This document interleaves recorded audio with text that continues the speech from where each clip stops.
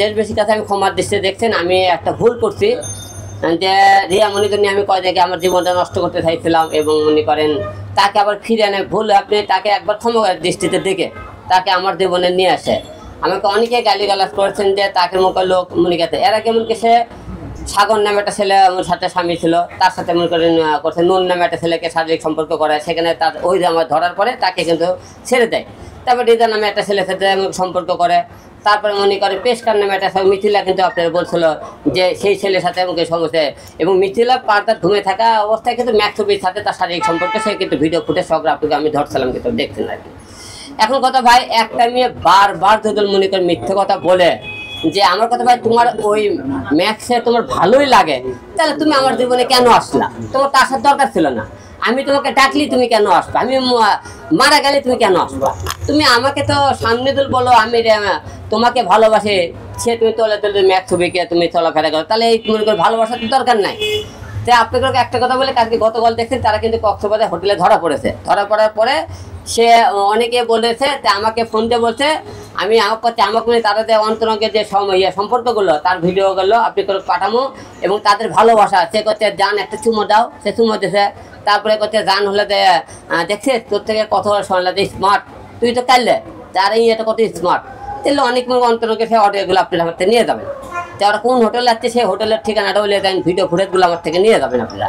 তা আমি মিথ্যা কথা বলতেছি কিনা সে ঘটনা হলে কি তারা কিন্তু সে একের পর এক সে ম্যাক্সের সাথে শারীরিক সম্পর্ক করতেছে সে আমাকে ধোকা দিতেছে আর বলতেছে তুমি আমার কাছে তুমি ইতির সাথে ভিডিও বানাও। আমার কথা আমি তো ইতির সাথে ভিডিও বানাই তো তুমি ম্যাক্স অফিস সাথে তুমি ঢাকায় ভিডিও বানাও না কেন?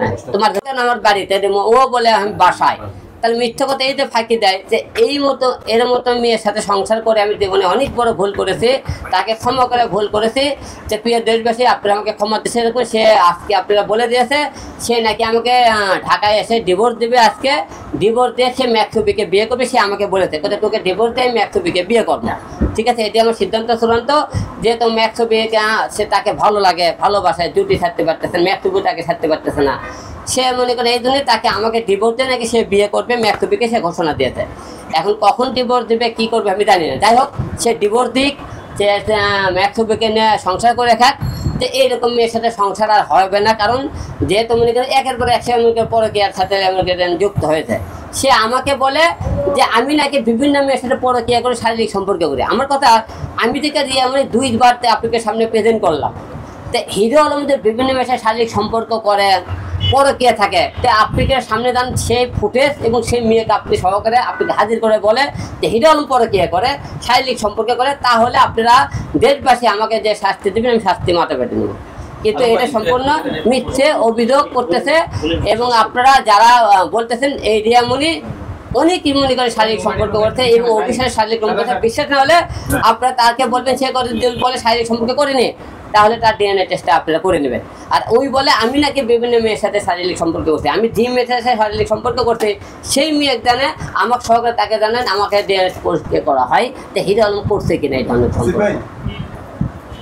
আচ্ছা আলম ভাই এখন তো আপনাদের দুজনের মধ্যে একটা দ্বন্দ্ব অনেক দিন আগে আমরা দেখেছি প্রমাণ হয়েছে এখন একই কাজ উনি আবার করলো এখন আপনি কি পদক্ষেপ নেবেন? না আমি পদক্ষেপ নেওয়ার দরকার করতেছি না কারণ সে নিজেই পদক্ষেপ নিয়েছে সে আমাকে ডিভোর্স দিয়ে সে আমাকে ম্যাক্সের বিয়ে করবে আমাকে আজকে অলরেডি ঘোষণাও দিয়েছে।